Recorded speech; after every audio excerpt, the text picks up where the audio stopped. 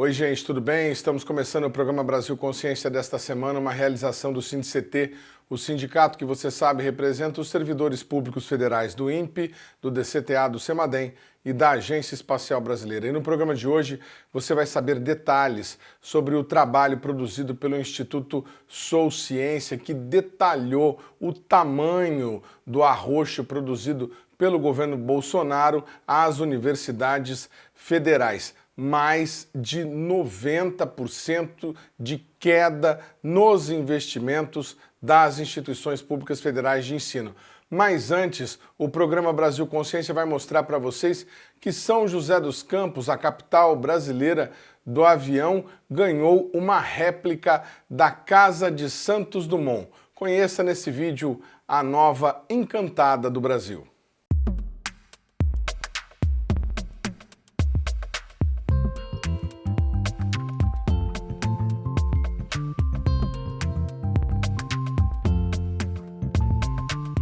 A réplica da Encantada, a casa onde Santos Dumont viveu em Petrópolis, foi inaugurada na última quarta-feira e fica dentro do parque que leva o nome do aviador e inventor brasileiro. O Parque Santos Dumont já é um ponto turístico conhecido da população da região do Vale do Paraíba. No mesmo local já havia uma réplica em metal do lendário 14 bis, o avião projetado e construído por Santos Dumont, com o qual ele realizou o primeiro voo de uma aeronave mais pesada que o ar.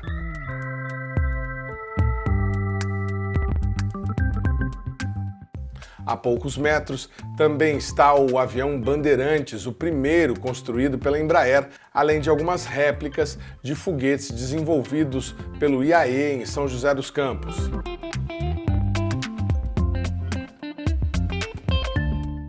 A construção da réplica da Encantada de São José dos Campos ficou praticamente parada por pouco mais de 10 anos.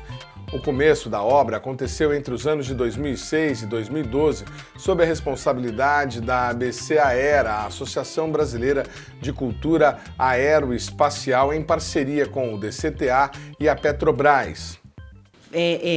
Foi criado esse projeto, ela foi construída na época, aí ela ficou um tempo desativada e foi revitalizada agora, né, pela Secretaria de Educação, o setor de manutenção.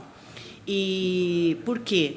Porque já era um projeto antigo de São José dos Campos, e aí a gente precisava dar vida, né, para um espaço tão importante para a nossa cidade, que é considerada uma cidade da aviação. Segundo a Prefeitura, a réplica é exatamente igual à residência em que Alberto Santos Dumont viveu em Petrópolis entre os anos de 1918 e 1932, e ela pretende proporcionar aos visitantes uma experiência educativa e imersiva na história da aviação brasileira. Esse aqui, vamos ali para mostrar para vocês, ó. Essa aqui é a simulação de cabine, ó. Pode entrar aqui, ó. De novo, só cuidado com a porta, que é a portinha do Betinho, né?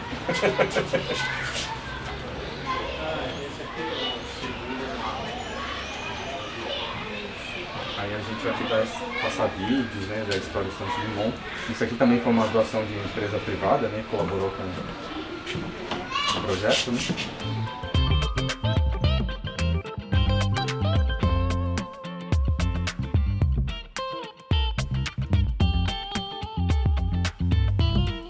Segundo informações da Prefeitura, o pequeno chalé em estilo alpino reflete a personalidade inventiva de Alberto Santos Dumont.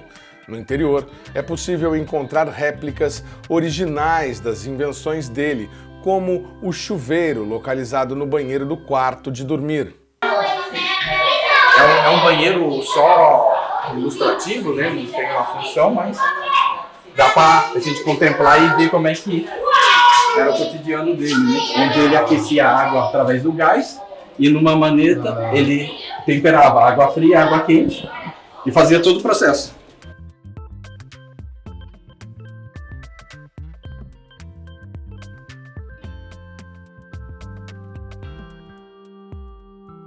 Nós estamos aqui num parque de aviação.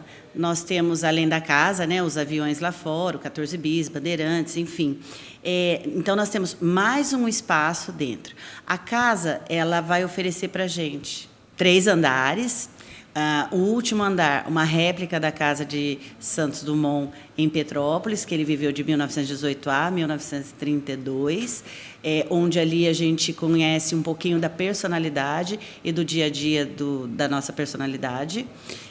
Nós temos depois espaços interativos e imersivos para as crianças e visitantes em geral, e painéis instagramáveis também, que contam um pouquinho da história também do nosso aviador.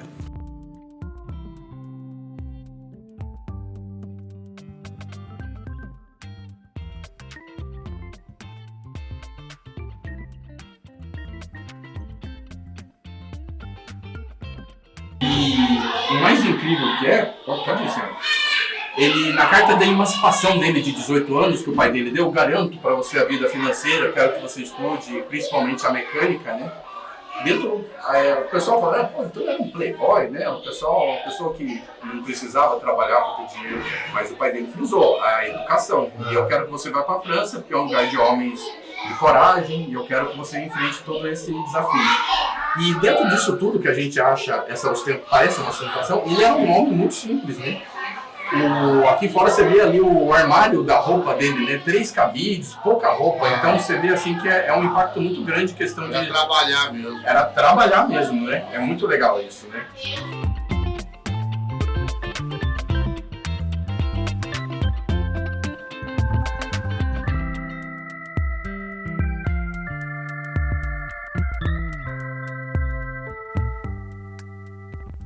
O local conta com acervo rico composto por diversos objetos, como o famoso chapéu Panamá, livros, cartas fotográficas e mobiliário, sendo grande parte projetado pelo próprio Santos Dumont.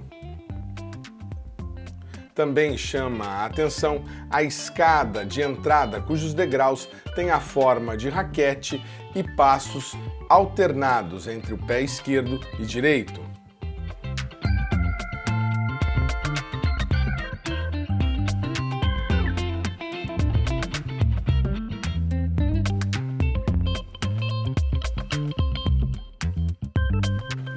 Da nossa inauguração de quarta-feira, dia 22, no período da tarde, até hoje pela manhã, nós já recebemos 452 pessoas.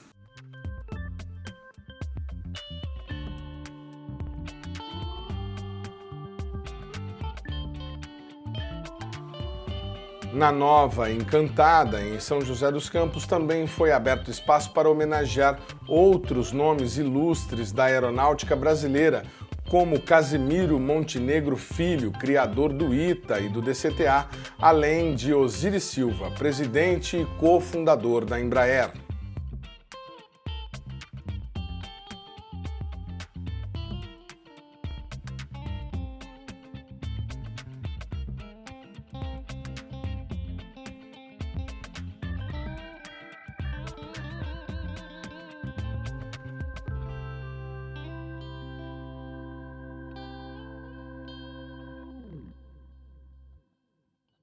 Bom, nós estamos abertos a princípio das 8h30 às 11h30, da 1h30 às 16h30. Todos os dias, feriado, sábado? De terça a sexta. Toda segunda-feira a casa fecha para manutenção, enfim, e outros.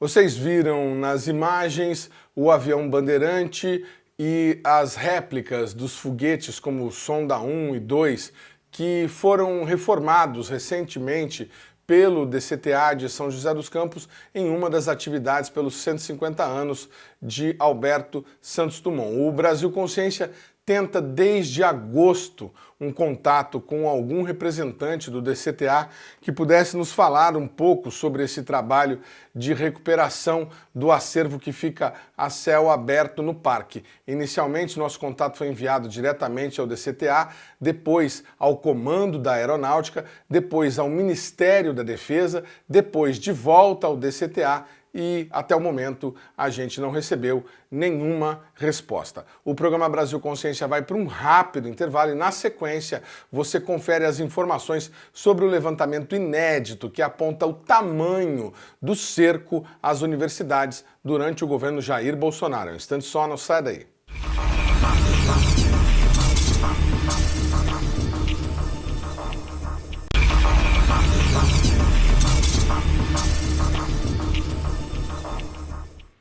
Segundo bloco, o programa Brasil Consciência de volta, e a gente fala agora para vocês um pouco sobre o levantamento inédito que confirmou aquilo que muita gente já sabia. Você que acompanha a programação do programa Brasil Consciência sabe que ao longo dos últimos anos nós trouxemos diversas reportagens, diversos programas falando sobre o arroxo que o governo federal havia imposto às universidades públicas brasileiras, às universidades federais, nos últimos anos. Mas agora, um estudo inédito, elaborado o estudo, na verdade, chama-se Painel Financeiro da Ciência e Tecnologia, elaborado pelo Centro de Estudos, Sociedade, Universidade e Ciência, o Sou Ciência, da Universidade Federal de São Paulo, a Unifesp, detalhou em números o tamanho do cerco, do arroxo que foi promovido contra o ensino público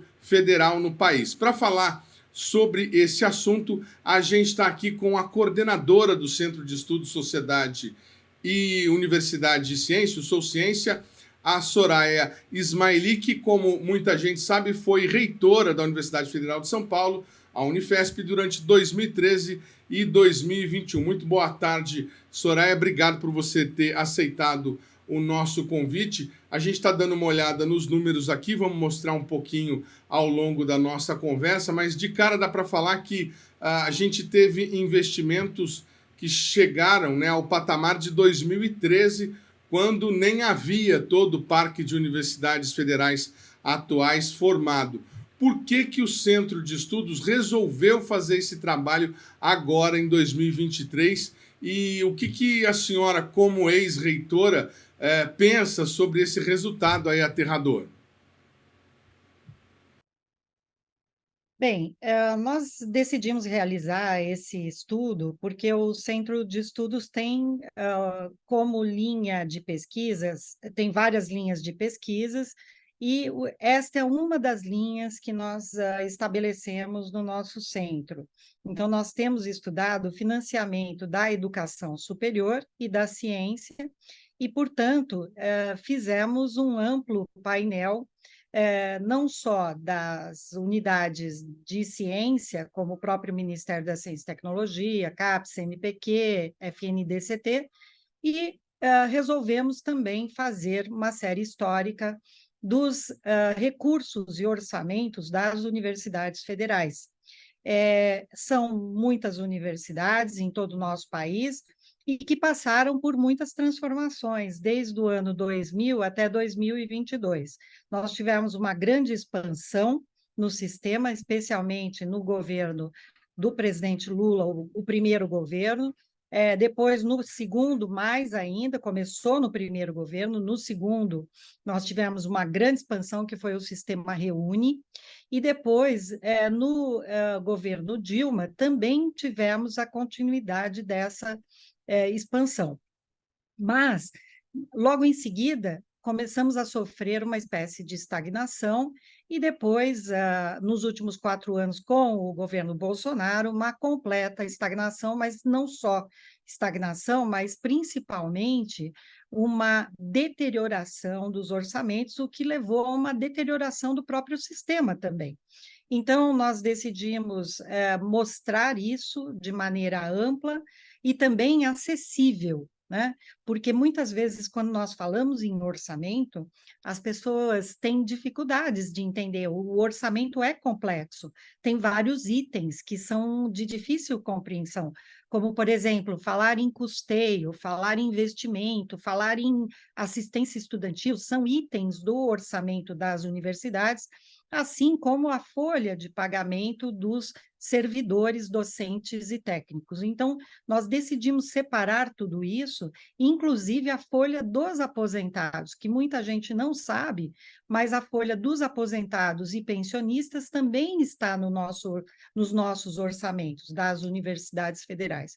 Então, decidimos fazer isso e mostrar com uma metodologia muito clara, muito acessível, e universidade por universidade. Então, cada universidade pode ir ter e consultar os seus dados e mostrar os dados para a sua comunidade, né? No caso, dando transparência sobre qual foi a situação orçamentária da sua instituição. Os reitores podem utilizar isso na conversa com parlamentares, por exemplo, e na hora também de acionar o Congresso Nacional, que está sempre discutindo a lei orçamentária do próximo ano. Então, nós temos que fazer esse diálogo permanentemente com a sociedade e também com o Congresso Nacional, para que as universidades federais possam ter condições adequadas para o seu funcionamento. O que nós vimos, o resultado que nós vimos desse estudo, um estudo muito bem realizado, com técnicos e pessoas muito capacitadas e utilizando uma metodologia já desenvolvida pelo professor Nelson Amaral, da Universidade Federal de Goiás, que também é membro do Sou Ciência, e por nós todos discutindo, eu mesma participei bastante desse estudo, trazendo a experiência depois de ter sido reitora, e o que nós verificamos neste quadro. Qual foi o quadro que nós encontramos? Que nós temos uma queda nos investimentos, principalmente a partir do governo Temer, a partir do momento em que Temer assume a presidência da República, mas principalmente nós temos logo em seguida com o governo Bolsonaro uma queda dramática no custeio, no funcionamento, na assistência estudantil, nos investimentos, que é a parte que nós precisamos para as obras, os equipamentos, os livros, foram quedas muito, muito significativas.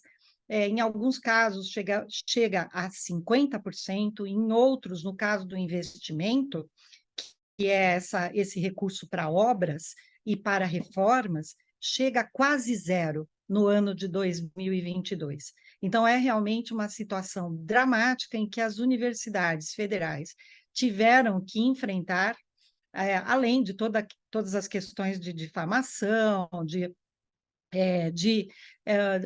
uma situação de enfrentamento, de conflitos permanentes com o governante, né? Que foram os anos de 2019, 2022. E, além de tudo, uma pandemia que nós tivemos que enfrentar sem recursos e sem orçamentos. Tudo isso, somado, trouxe uma situação de extrema necessidade para as universidades, e isso está evidenciado, e é importante quando nós vamos conversar com parlamentares, com os governantes, para que nós tenhamos agora um retorno da nossa, tenhamos uma composição salarial que seja reposta, que nós tenhamos uma recomposição orçamentária, e não só salarial, mas recomposição orçamentária, que permita condições de ensino, pesquisa e extensão. Vamos ilustrar um pouquinho isso que a doutora Soraya está falando. Doutora, eu não sei se a senhora está vendo o gráfico que eu estou compartilhando na tela neste momento? Está chegando aí para a senhora? Está chegando. Muito bem, esse aqui é o gráfico 1, vamos dizer assim, né, da planilha que foi anexada ao estudo, e vocês podem observar aí, olha, nós temos, início dos anos 2000, Fernando Henrique Cardoso, eu acho que está aqui como Fernando Henrique Cardoso 2, porque seria o segundo mandato. Então, com certeza é pelo ano 2000. E o investimento, aportes Exato. totais nas universidades federais, né? Aporte total. Então, posso deduzir que seja o valor cheio, né? O valor total investido, ali na casa dos não tem legenda, mas seriam 30 bi, correto, doutora Soraya? Na verdade, aqui, este gráfico é o orçamento total, né? Então, aqui estão inclusos os salários, inclusive, lembrando que nós não temos um poder discricionário em relação aos salários nas universidades federais. Por quê? Porque são autarquias da administração indireta, e não há uma liberdade de utilização dos salários, né, da folha de pagamento. E aqui, lembrando que a folha de pagamento das universidades federais, das autarquias federais, elas estão também compõem, né, incluem a folha dos aposentados e pensionistas, diferente de outras instituições, que a folha de aposentados e pensionistas está no INSS. Aqui não. Aqui nós temos todos os salários, todos os aposentados e pensionistas e todos os recursos de custeio, de assistência estudantil e de investimentos. E aí dá para ver que nós tivemos um aumento considerável e bastante importante e significativo nos governos Lula, começando no governo Lula I, depois indo para Lula II, e continuando no governo Dilma I. Nós tivemos depois uma estagnação durante o período Temer, como é possível verificar, e depois uma queda, e estes valores são valores muito elevados, né? Parece que é uma queda pequena olhando assim os valores globais, mas nós estamos falando de bilhões de reais, porque inclui todas as 69 universidades, mais de 500 campi em todo o país, além das folhas de pagamento, como eu mencionei. A gente já conversou sobre isso, você que acompanha o Brasil Consciência, essa questão relacionada ao serviço público, a estabilidade do emprego é indiscutivelmente necessária, mas daí quando a pessoa se aposenta, esse ônus da aposentadoria fica para a instituição, para a universidade, no caso que a gente está falando aqui, e aí fica difícil para contratar novos funcionários e ter aquele ônus de pagar o anterior, precisaria ter uma mudança de metodologia. Mas a doutora Soraya está falando aí da questão que o gráfico não dá significância. Vamos avançar direto para o último gráfico que está na planilha, e aí a gente vai mostrar para vocês. Esses são os aportes totais nas universidades federais em investimentos. Aquele valor para fazer uma obra, para comprar um equipamento, atualizar computadores, por exemplo. Dá uma olhada, você que está em casa nesse momento, o que foi, por exemplo, o governo Dilma I em 2014 e o que foi o último ano, 2022, do governo anterior, para você ter uma ideia do que passaram as universidades públicas federais brasileiras. Exatamente, é o que eu mencionava para vocês. E o que chama a atenção, doutora Soraya, é que isso não é só um corte. Alguém pode falar, não, mas cortou recursos de diversas áreas e tudo mais. Mas nós tivemos um ministro da Educação que chegou a dizer que na universidade pública só se fazia balbúrdia, né? E tivemos uma série de campanhas contra o conhecimento, contra o estudo, a Universidade Federal Pública como um todo foi bastante criticada ao longo da gestão. O que é, para uma gestão universitária, ter uma queda desse tamanho com investimentos? Por exemplo, a senhora lá na Unifesp, durante todo o período que a senhora foi reitora, a gente sabe que computadores, por exemplo, têm uma vida útil, né, um valor de depreciação que acaba em 5 anos. O que significa você ter aí, por exemplo, um corte de quase... aqui daria o quê? Pagou 10% do que pagava?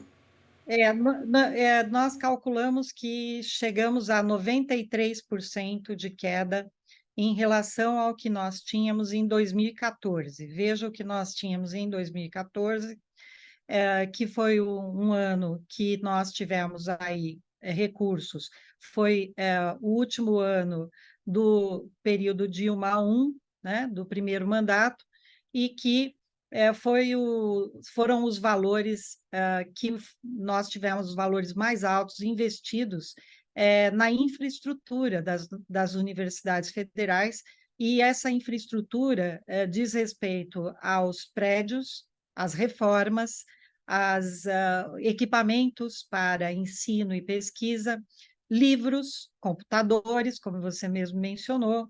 Então, todos esses materiais e obras e reformas são realizados e realizadas com estes recursos. Quando nós começamos já no período Temer, se vocês podem verificar, 2016 já tem uma queda, 2017 uma queda maior ainda, e depois a queda continua já em valores dramáticos no período Bolsonaro. Isso significa que foram, inclusive, no período entre 2020 e 2022, em especial 2020 e 2021, nós vivemos uma pandemia que é uma das maiores crises sanitárias da nossa geração, da nossa era, né? Nós nunca tínhamos visto o que aconteceu, nós nunca tínhamos passado por isso, e as universidades federais enfrentaram a pandemia, trouxeram pesquisas, ensino, telesaúde, fizeram ações contra a fome, o combate à pobreza, vacinação, pesquisas para trazer medicamentos para a Covid-19, as vacinas que foram pesquisadas. Se não fosse o Brasil, nós não teríamos a vacina de Oxford, que foi a vacina pesquisada em fase 3, principalmente no Brasil, foi o país que mais contribuiu com essa pesquisa e que salvou muitas vidas. Então, vejam, nós temos universidades que poderiam ter feito muito mais, que poderiam estar desenvolvendo mais benefícios para a população em saúde, pesquisas nas questões das mudanças climáticas, das energias renováveis. Tudo isso está sendo realizado nas nossas universidades, mas houve atrasos.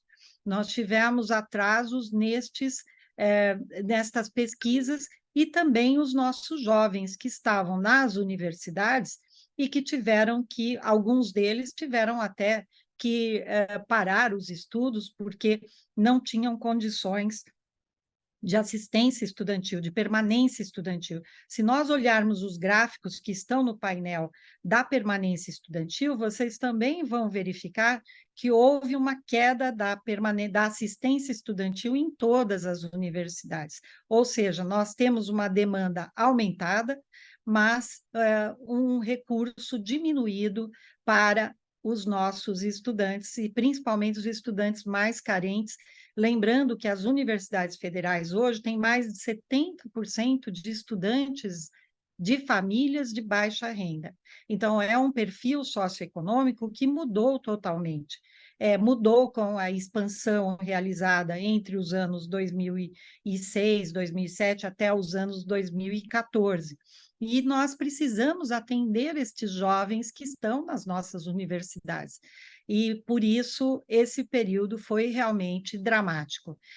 No que diz respeito a investimentos, que é esse gráfico que está aparecendo aqui, mas em todos os outros itens de despesas que são tão importantes para as universidades.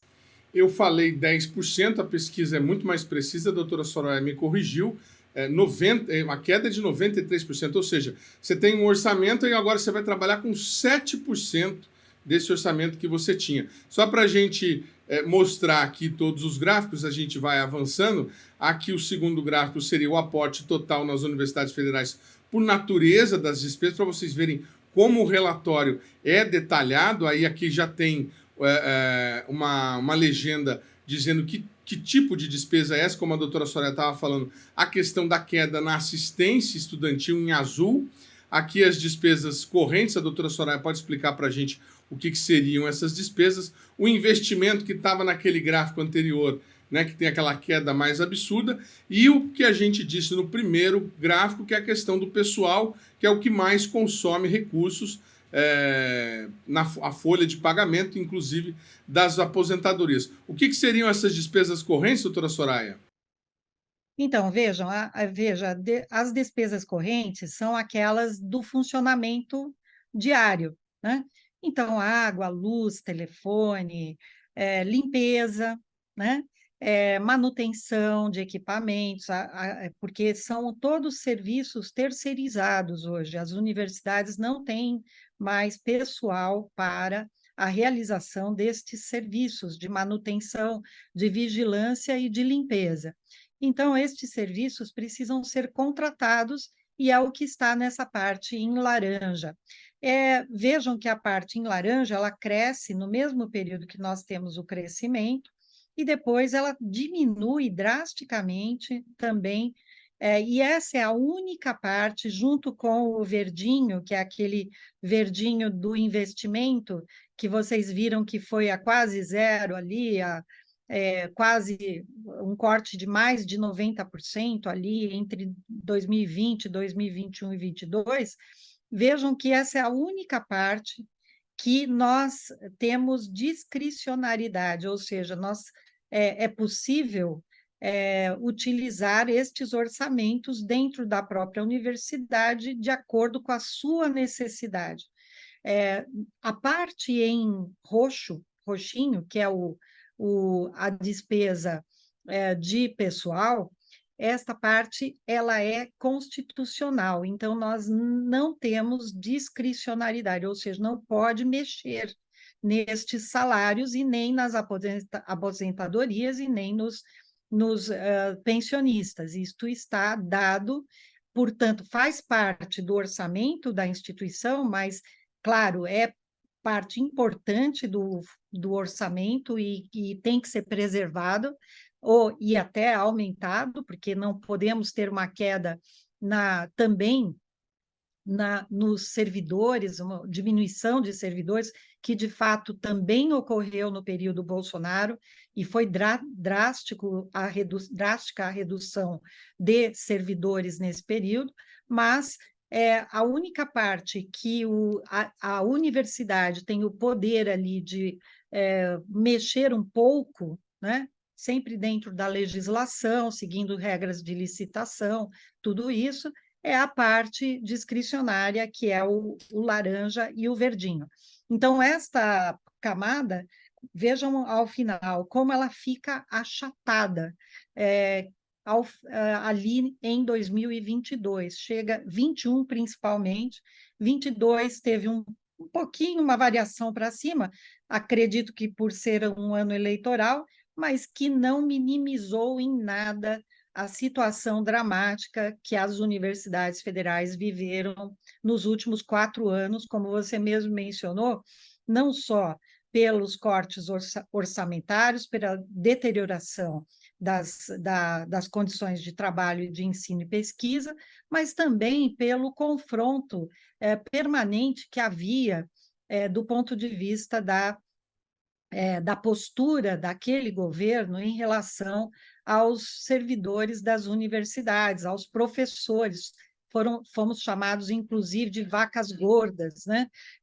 E outros adjetivos também totalmente inadequados, porque foram as universidades que trouxeram soluções para a pandemia. Durante a pandemia, os nossos hospitais universitários atenderam a população de maneira ampla, de maneira que nós pudéssemos salvar muitas vidas.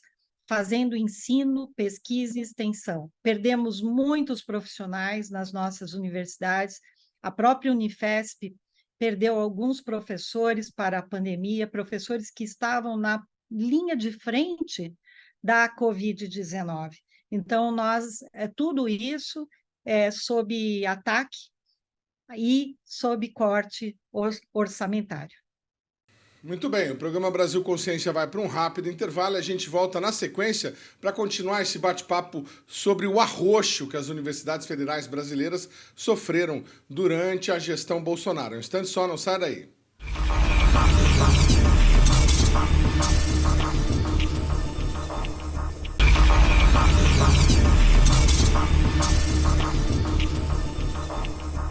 Terceiro bloco, o programa Brasil Consciência de volta, e a gente continua o nosso bate-papo aqui com a doutora Soraya Ismaeli sobre o aperto vivenciado pelas universidades federais durante o governo Bolsonaro, que agora ganhou nome e sobrenome com essa pesquisa desenvolvida pelo Sou Ciência, que detalhou todos os recursos que faltaram durante esses 4 anos. Não é a primeira vez que a gente conversa com a doutora Soraya. Ela já apareceu aqui no nosso programa durante a SBPC de 2022, lá em Brasília, falando justamente sobre uma das diversas perseguições que a Universidade Pública Brasileira sofreu num passado não muito distante. Vamos lembrar um pouco do depoimento dela, que acompanhou de perto como foram aqueles dias de Operação Lava Jato contra as universidades. Veja. A história, e aí eu quero dizer que a história de perseguição, ela de fato começa antes desse governo. E, de fato, ela ainda não acabou. Né?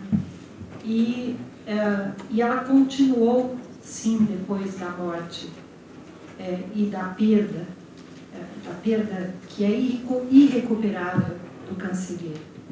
Mas, sem dúvida alguma, eu devo dizer, eu também concordo que a morte do cancereiro trouxe, certamente, um divisor.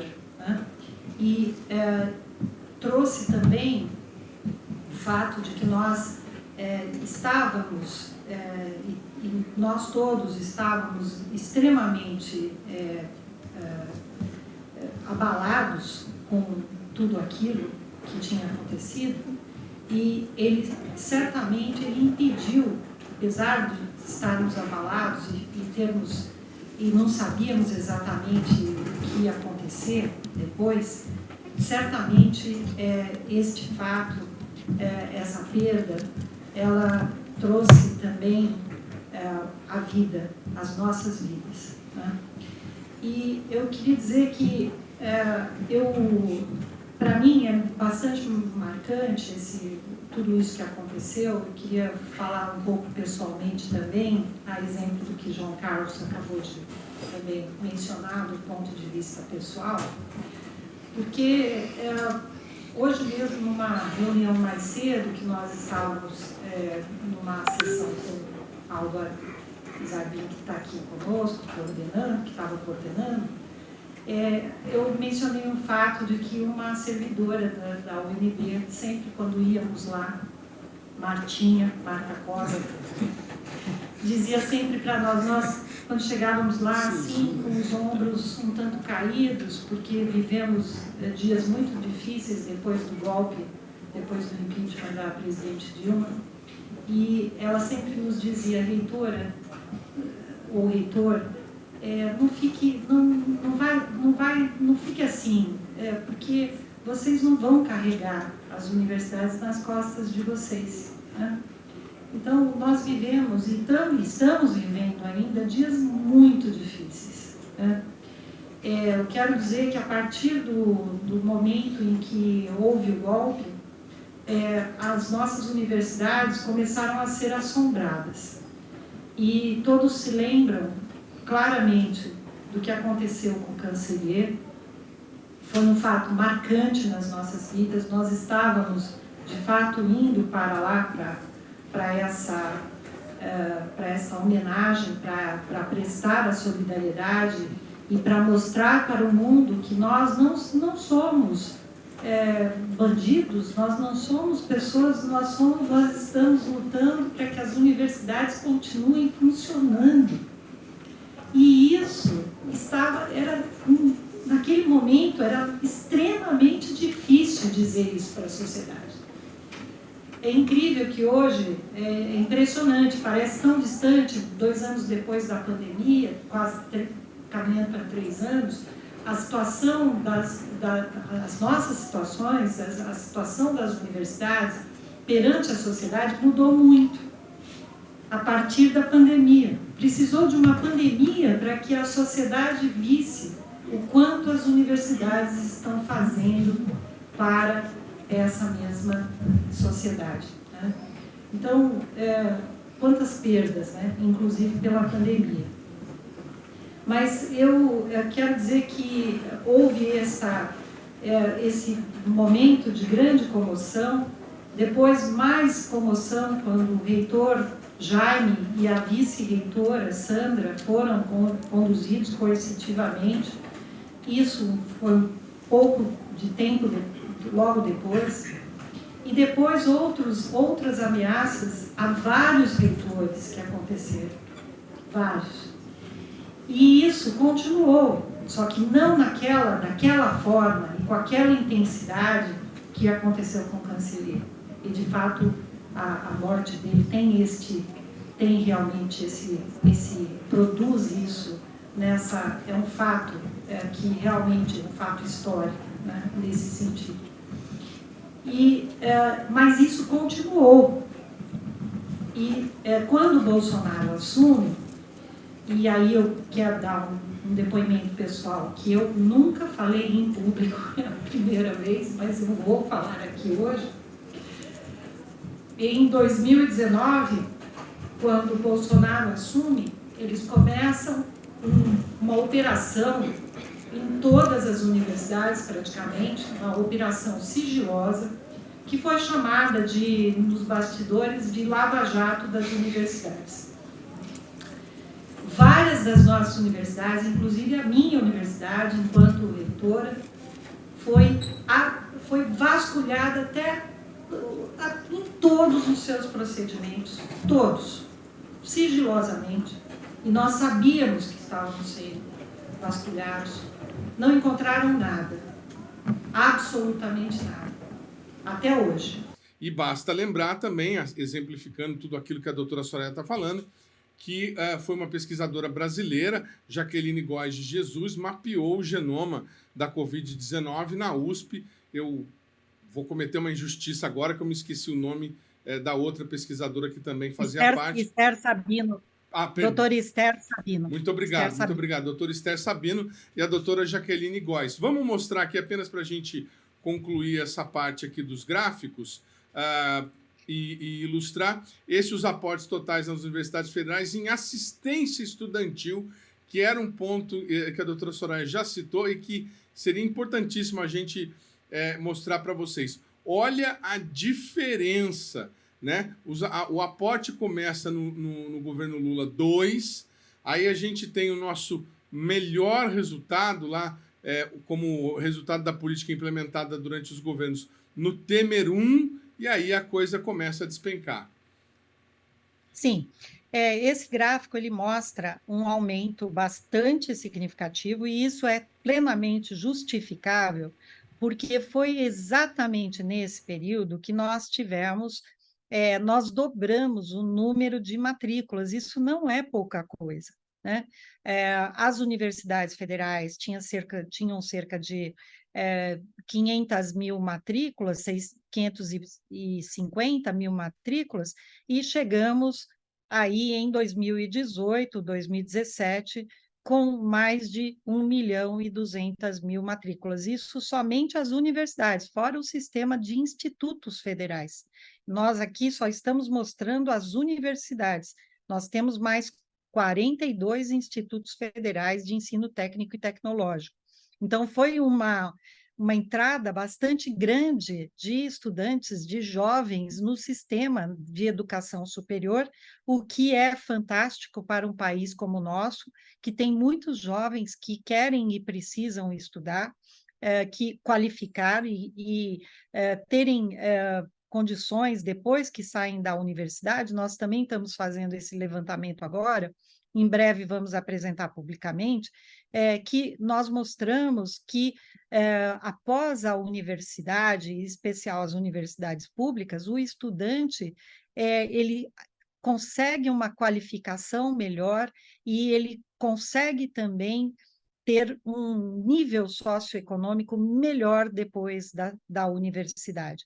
Além disso, nós tivemos aí as cotas, né? Então, todo o sistema de cotas que foi implantado nesse período também. Mas aí o que acontece? Nos dava a impressão de que está congelado, os valores de assistência estudantil estão congelados, né? Porque nominalmente eles eram muito parecidos entre um ano e outro. Mas quando nós fizemos a correção pelo IPCA, pela a correção da inflação, no período após 2018, vejam vocês, né? Especialmente após 2018, depois 19, a queda começa também a aumentar, né? Nós temos uma queda de fato, uma perda de orçamento, uma perda dos recursos de assistência estudantil, e isso também impactou nos nossos estudantes, claro, em especial os estudantes de baixa renda, né, que são os que utilizam os auxílios.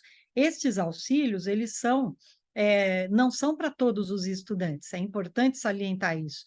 Os auxílios de assistência estudantil das universidades federais, que é um programa que se chama PNAES, o programa, ele preconiza que os auxílios, eles podem ser auxílio de alimentação, auxílio de moradia, mas eles só podem ser concedidos a estudantes que comprovem a baixa ou baixíssima renda. Veja você, a própria Unifesp tem atualmente mais de 20% de estudantes oriundos de famílias com menos de meio salário mínimo. Eu vou repetir, meio salário mínimo per capita. Isso quer dizer que são estudantes de grande vulnerabilidade, e, portanto, estes auxílios permitem que o estudante finalize a sua faculdade e depois possa ter um crescimento, um aprimoramento, ter trabalhos que o qualifiquem e que ele esteja qualificado para ter um nível socioeconômico melhor também. Então, a assistência estudantil é fundamental hoje para as nossas instituições. Eu queria comentar um pouco sobre a questão 2023. 2023, nós tivemos, felizmente, logo no início do governo Lula, do atual governo Lula, nós já tivemos,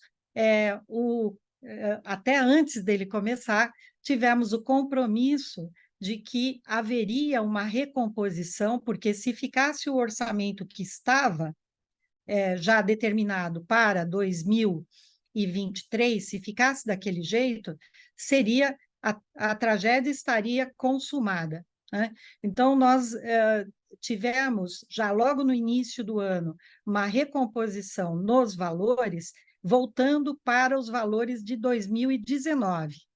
Né? Já é um começo importante para a recomposição orçamentária, tanto na parte de custeio quanto na parte de investimentos. Estamos vendo aí nos investimentos, e tem muitas esperanças em todas as universidades federais, de recomposição na parte de investimentos também. Para quê?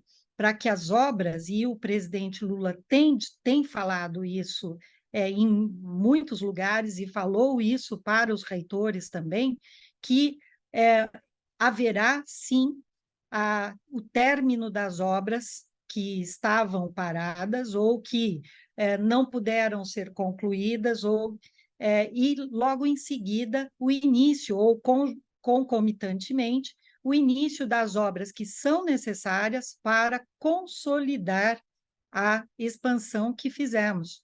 Então, as universidades federais hoje estão bastante otimistas e esperançosas desta recomposição.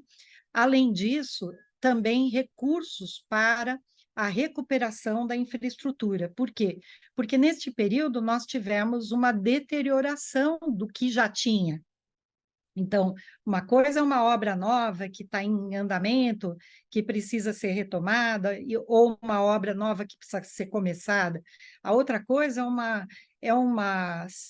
são prédios que precisam de manutenção, de segurança contra incêndio, de acessibilidade, então, de modernizações que são necessárias para a melhor execução do trabalho também. Então, as estruturas, neste período, elas ficaram deterioradas. A própria Unifesp, no período que passou agora, recentemente, tivemos incêndios de alguns lugares, não foi só a Unifesp. Várias universidades tiveram alguns casos de incêndios, porque a infraestrutura de eletricidade elétrica precisava de manutenção. Então, isso tudo agora deve ser retomado e nós certamente poderemos pensar em um novo ciclo de expansão, que é isso que também as universidades esperam. Eu quero agradecer demais a participação da doutora Soraya Ismaili aqui no nosso programa. A gente vai ficando por aqui, mas você que quiser conferir os demais programas produzidos pela Rádio do SINCT, deve acessar, você sabe, a nossa página no Facebook, que está aí para você na tela nesse momento. Você que quiser conferir os demais programas produzidos pelo Brasil Consciência, todo o nosso conteúdo fica disponível em nossa página na internet e você também tem a possibilidade de acessar pelo próprio canal da TVT. Dúvidas, críticas, sugestões e reclamações, nosso e-mail está sempre disponível para lhe atender. A gente volta na semana que vem com outra atração inédita para vocês. Tchau, gente. Um abraço.